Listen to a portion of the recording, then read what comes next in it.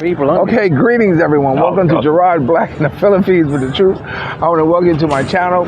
All my subscribers, lovers, haters, I'm a hater. commenters, scallywags, each and every one of you are welcome to my channel. Well, you know, I had another a video in mind to do for you.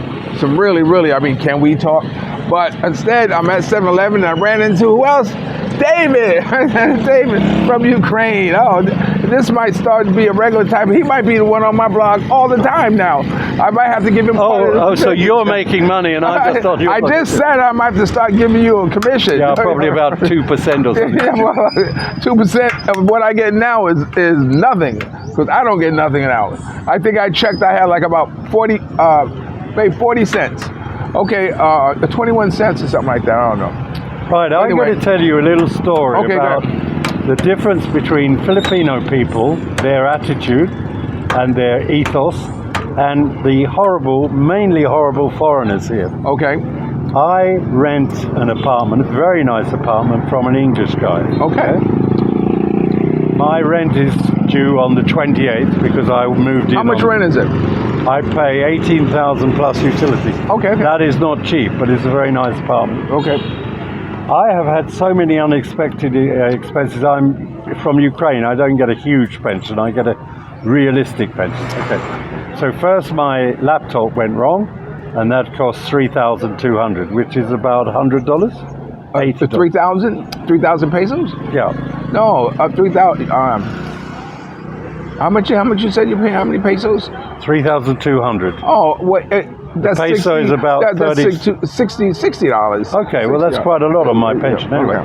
So that was unexpected. So I thought I bought a few other things because I like photography and I had a problem with my camera and blah blah blah blah. Right. Anyway, yesterday I broke the suspension on my mountain bike.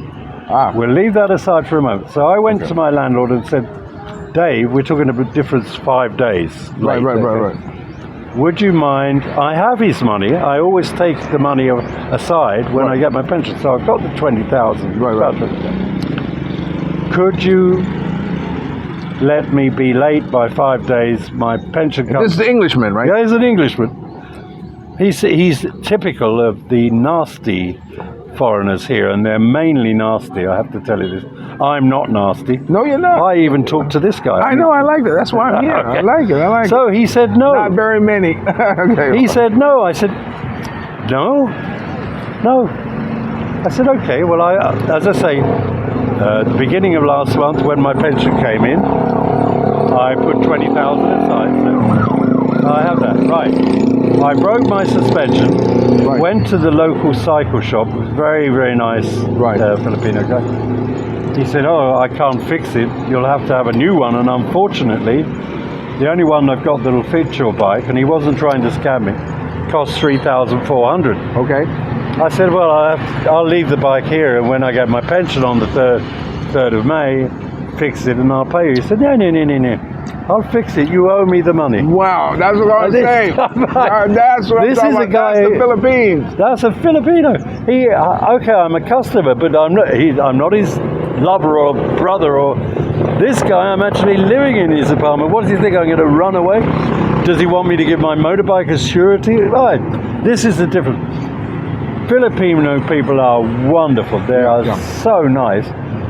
And they put up with the shit from the foreigners who treat them like, oh, they're little brown people that we sleep with but don't talk to.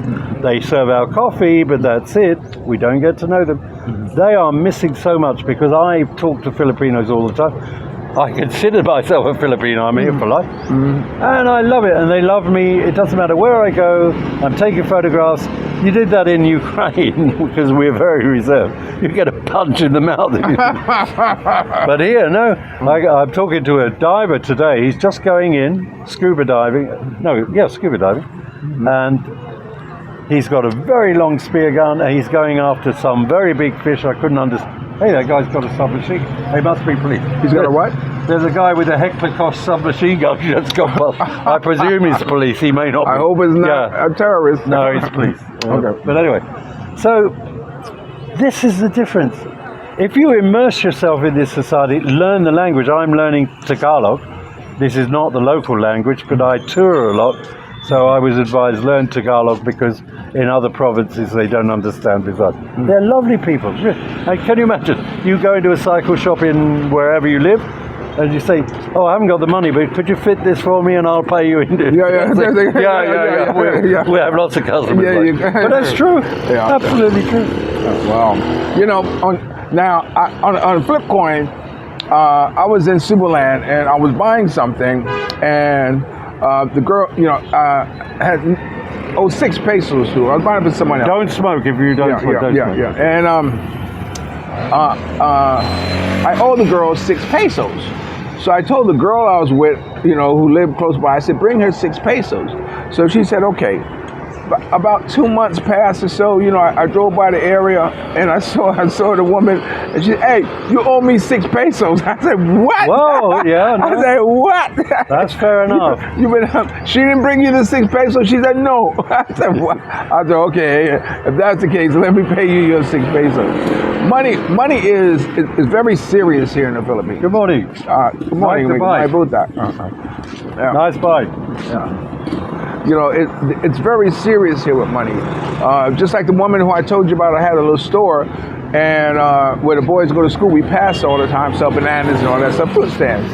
And she got robbed, and what happened was I found out the story that she had just been loaned 30,000 pesos. That's a little over $500 US dollars, $600 US dollars. Oh, it's about nearly yeah.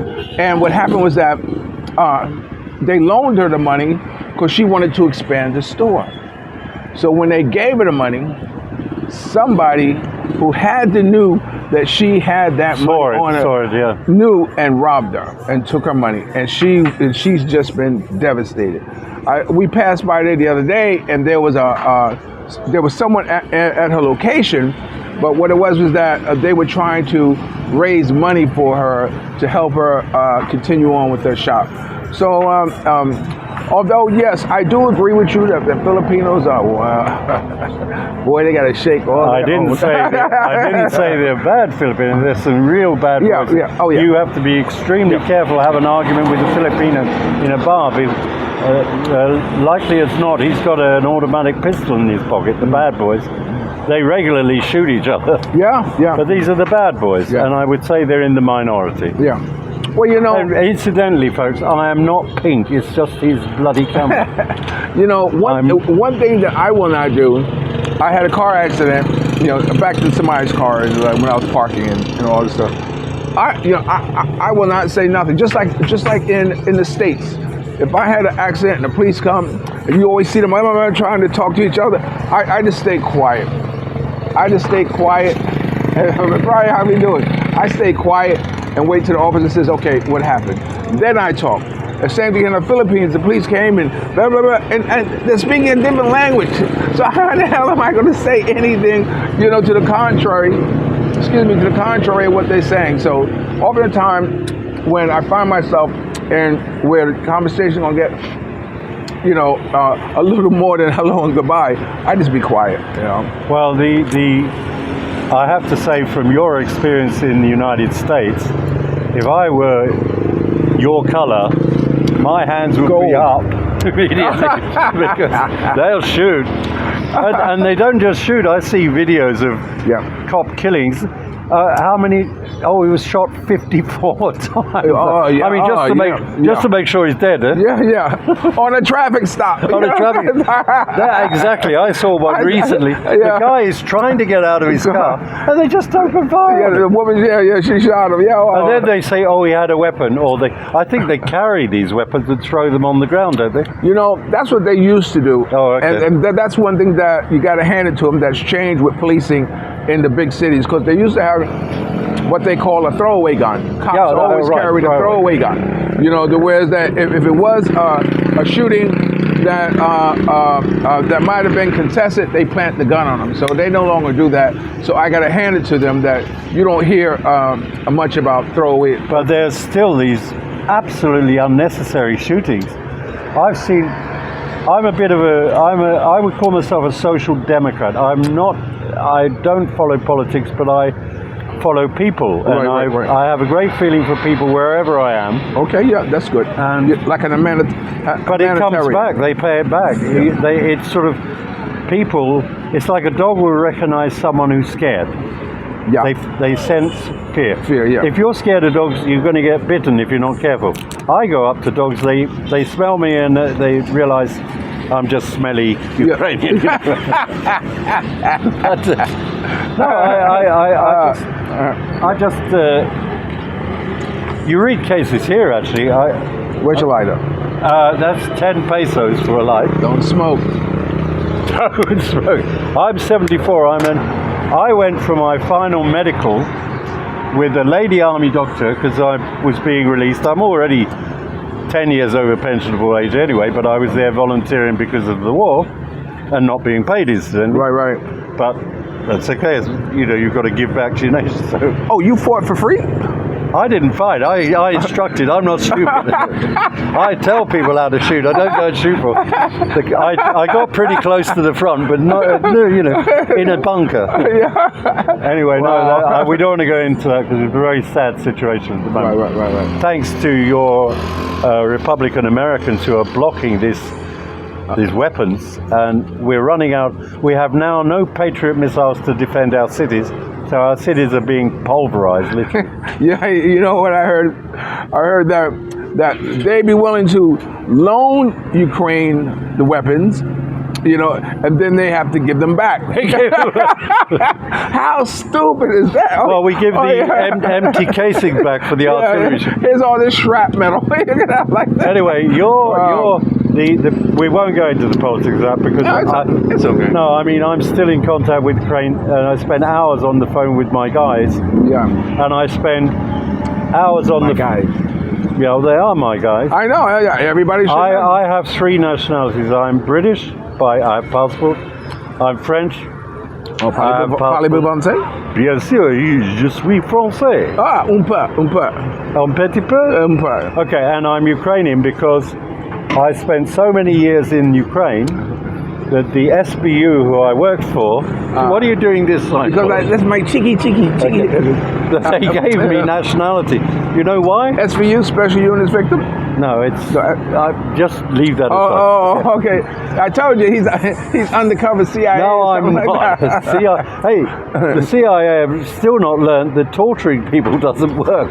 This waterboarding. If you waterboard me, I'll tell you whatever you want to know, and dates and times. I'll implicate even my mother and father. You don't. Our way of doing things is we talk to them, and you catch them in a lie. Once you catch them in a lie, they're dead. They're going to tell you everything. Okay. And I normally say, hey, because I'm a very gentle guy. I am quite a hard guy, but I'm gentle. I'm gentle, not a giant, but not like you. And, no, hey, be nice. It's another word for saying fat, but I wasn't going to say you're fat. Anyway, I'm losing weight. I say to these people, I've been perfectly polite with you, haven't I? Yes. Would you like me to bring in someone else who is not polite because you are wasting my time? Oh, yeah. And they think about it. I say, really think about that. Right. I've lost track of what we were saying. Anyway, but no, you're talking about torture, waterboarding, and that doesn't work. I mean, that doesn't work. But they still do it. Yeah. Well, it's still effective. Look, the war in Iraq was started because they got information from someone who was just selling them a bloody.